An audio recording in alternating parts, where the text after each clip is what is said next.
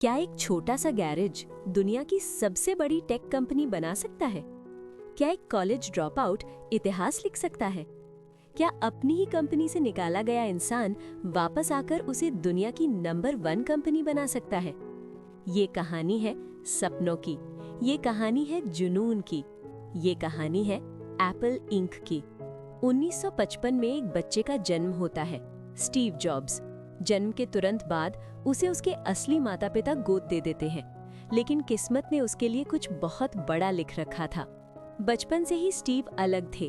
उन्हें मशीनों से खेलना पसंद था। वो चीजों का इस्तेमाल नहीं करते थे, उन्हें खोल कर समझते थे। ये काम कैसे करती हैं? स्टीव जॉब्स ने कॉलेज में एडमिशन लिया, लेकिन पैसों की कमी के कारण पढ़ाई छोड़नी पड़ी।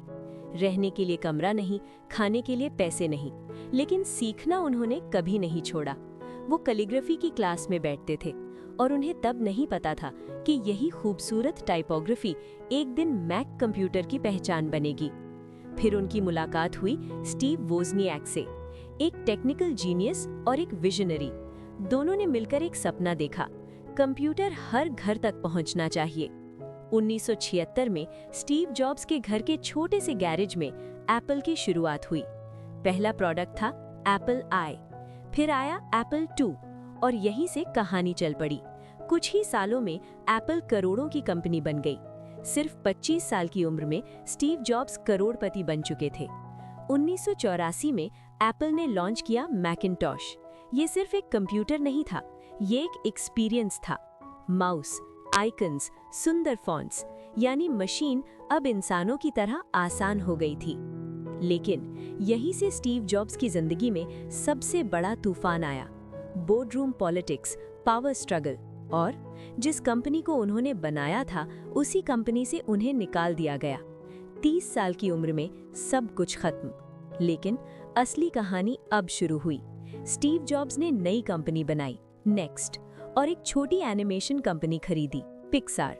लोगों को ये पागलपन लगा, लेकिन उसी पिक्सार ने बनाई टॉय स्टोरी, दुनिया की पहली पूरी computer animated film. Steve jobs फिर से खड़े हो चुके थे। उधर एप्पल लगातार नुकसान में जा रही थी, इनोवेशन खत्म हो चुका था, और फिर एप्पल ने वही किया जिसकी किसी ने उम्मीद नहीं की थी। उन्होंने स्टीव जॉब्स को वापस बुलाया। 1997, स्टीव जॉब्स की एप्पल में वापसी। उन्होंने आते ही ज्यादातर प्रोडक्ट्स बंद कर दिए। एक ही फोकस, कुछ बेहतरीन चीजें बनाना। फिर आया iMac, फिर आया iPod, 1000 songs in your pocket. Apple फिर से जिंदा हो चुकी थी। 2007 स्टीव जॉब्स स्टेज पर आए और बोले, today Apple reinvents the phone. IPhone launch हुआ। फोन, म्यूजिक, इंटरनेट, सब कुछ एक ही डिवाइस में। उस दिन के बाद दुनिया पहले जैसी नहीं रही। आईफोन के बाद आया आईपैड, मैकबुक, ऐप स्टोर।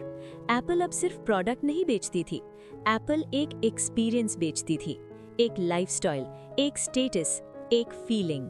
2011 में स्टीव जॉब्स ने सीईओ पद छोड़ दिया।